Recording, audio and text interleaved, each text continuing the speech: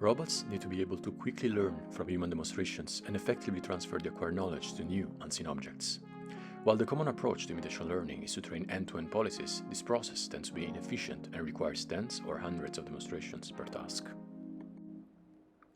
We propose a modular, three-phases approach that decomposes object manipulation into a retrieval, an alignment, and a replay phase.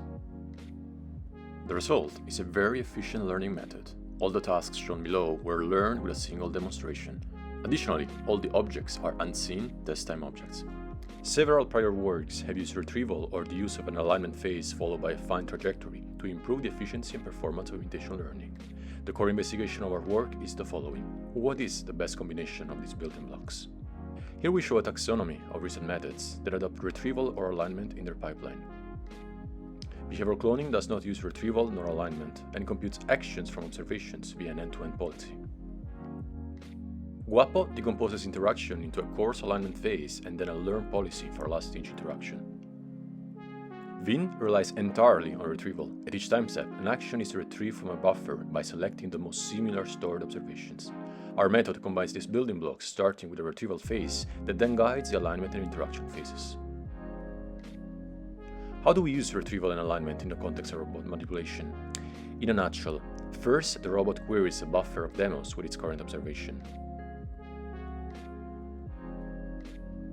The buffer retrieves a goal observation of the most similar object, and the robot uses a goal condition visual servoing policy to align its current observation to the goal one. The two can belong to different objects.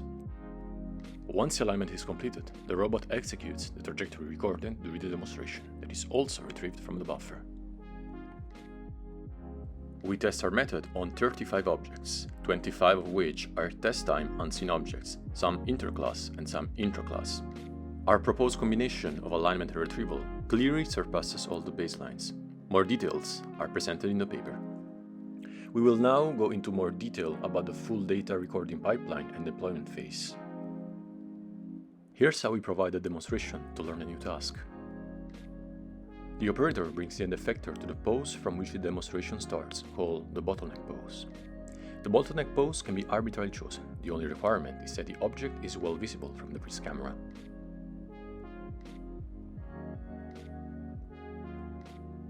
The robot autonomously collects observations to train the visual alignment policy.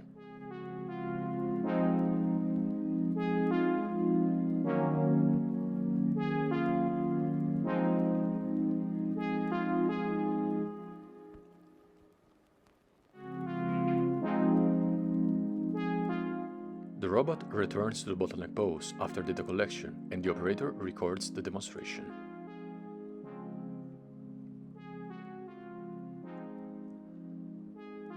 The operator repeats this process for each object in the training set. At this time, the robot encounters a novel object. It interacts with it through the retrieval, alignment, and replay phases. The retrieval phase, it compares the live observation to the thousands of observations collected during training time, finding the closest one via dyno feature similarity.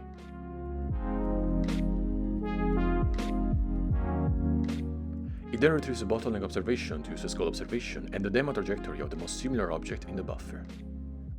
In the alignment phase, it aligns the live observation to the goal observation it just retrieved, using a goal condition visual servoing policy that was trained on all the data collected by the robot after the demonstrations.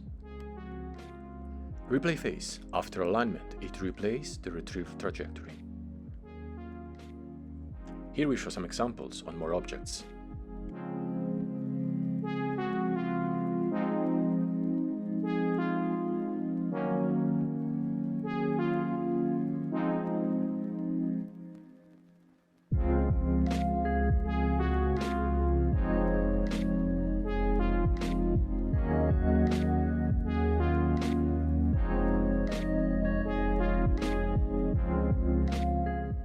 Thanks for watching. For more related research, visit robotlearning.uk.